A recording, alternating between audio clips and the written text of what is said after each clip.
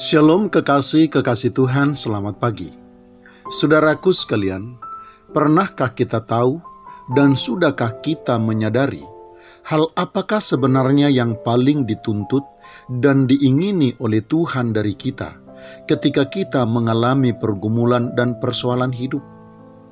Yang jelas kekasih-kekasih Tuhan, yang dituntut oleh Tuhan dari kita bukanlah kecakapan, keahlian, dan kekuatan kita untuk memikulnya.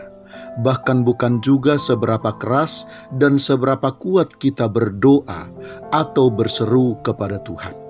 Tetapi yang paling dituntut dan paling dikehendaki oleh Tuhan ditemukannya di dalam diri kita saat pergumulan persoalan menghadang kehidupan kita adalah iman dan percaya kita kepadanya. Ketika iman kepadanya masih ditemukan oleh Tuhan, tetap tumbuh dan kokoh di dalam diri kita, maka hal itu bukan hanya menyenangkan hatinya, tetapi bahkan akan menentukan seberapa cepat Ia menolong kita dan seberapa besar pertolongan yang akan diberikannya bagi kita. Iman yang besar kepadanya, kekasih-kekasih Tuhan, akan segera menggerakkan tangan Tuhan untuk bekerja dan berkarya atas kehidupan kita. Iman yang besar kepadanya juga akan menarik kuasa Tuhan yang lebih besar bekerja di dalam diri dan kehidupan kita.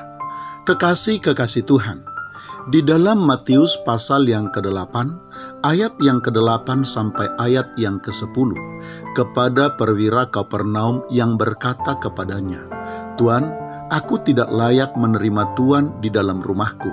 Katakan saja sepatah kata, maka hambaku itu akan sembuh. Sebab aku sendiri seorang bawahan, dan di bawahku ada pula prajurit. Jika aku berkata kepada salah seorang prajurit itu pergi, maka ia pergi, dan kepada seorang lagi datang, maka ia datang, ataupun kepada hambaku, kerjakanlah ini, maka ia mengerjakannya." Tuhan Yesus berkata, "Aku berkata kepadamu, sesungguhnya iman sebesar ini tidak pernah aku jumpai pada seorang pun di antara orang Israel." Dan kekasih-kekasih Tuhan, Matius pasal yang ke-8 ayat 13 memperlihatkan kepada kita bahwa sudah terjadi segera kesembuhan bagi hamba dari perwira Kapernaum itu. Perwira Kapernaum itu belum sampai di rumahnya, bahkan masih di dalam perjalanan menuju rumahnya, tetapi kesembuhan telah terjadi atas hambanya.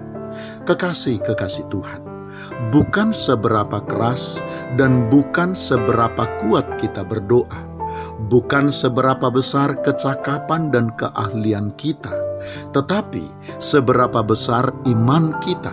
Itulah yang akan menentukan kapan Tuhan menolong kita dan pertolongan seperti apa yang akan diberikannya kepada kita. Selamat pagi, Tuhan Yesus memberkati. Shalom.